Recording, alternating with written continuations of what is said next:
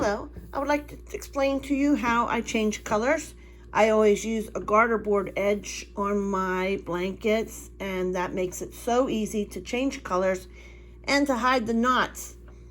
In here, between each color, you can feel a little knot, but you can't see it in your work.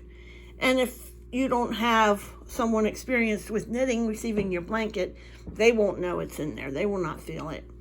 Here is where I weaved in my ends, and the way it's done, you can hardly tell. Color changes, there are dashes on the back. And on this particular blanket, there are two little dashes here because, can you see that? Yeah, here. Because this pattern requires this total pearls. So normally when you change colors, you do it on a knit row. So like if you've purled, then you change color and your new color would be on a solid knit row. In this case, with the pearls, you do get the tiny little two little dashes. It's hardly noticeable at all, and I really like it. But anyway, I want to show you how I change colors. It's also the same way I change when I run out of one skein of yarn and change to another skein of yarn. I do it the same way, and I do have a video on that as well. But let me change colors here so you can follow along. I am at the end of a knit row, but my borders are purl. When I go this way, I purl, and when I go this way, I knit. I do that the same way every time so that my brain automatically knows now which way and what stitch. So I'm going to purl these 4 before I get to my turning peg.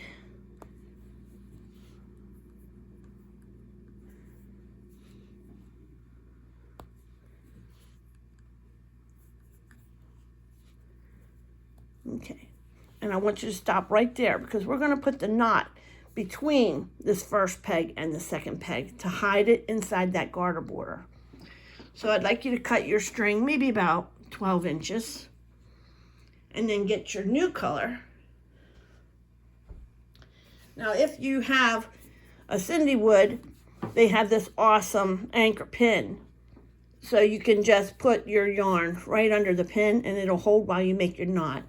If you don't, you can make a slip knot and place it on the next to last peg and use that to make your knot and then take it off your loom.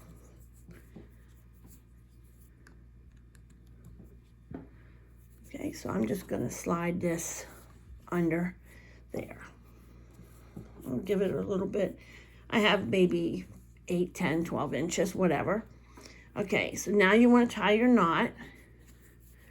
And I just bring this up between those same 2 pegs where I want to put the knot. If I do the blue over the green, and then bring it way in there, and then I do the green over the blue, it'll make a nice tight knot.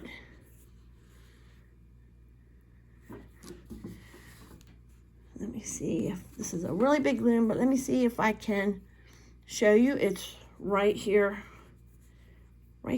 behind the peg. These colors may be a little hard to see, but it's there. Okay. Then you just take this out of the slip knot, or the anchor pin, I mean. And then, like you always do, you U-wrap and knit off that last peg in the row.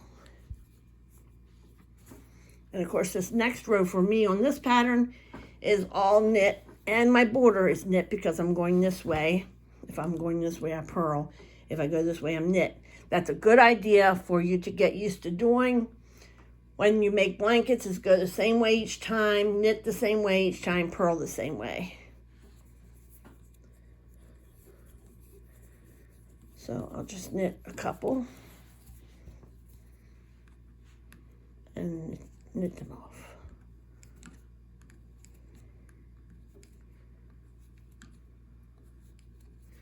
And as long as you do it that way, your dashes are going to be on the back of your blanket and not your front.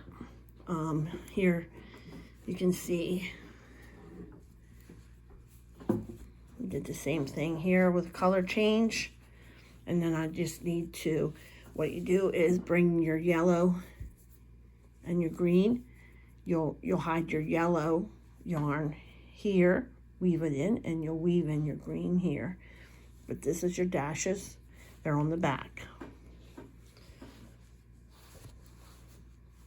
Okay, that's how you change it. It's the same way I change from one color to another also. I use the same method and it works great. And that knot, you'll hardly even feel. You really have to know where it is or know what you've done. If, like I said, someone you donate your blanket to or gift your blanket to will have no idea it's there. And I don't think they're going to go down over the edges looking for a knot. So anyway, this is a really good idea, really good way of doing it. Thank you.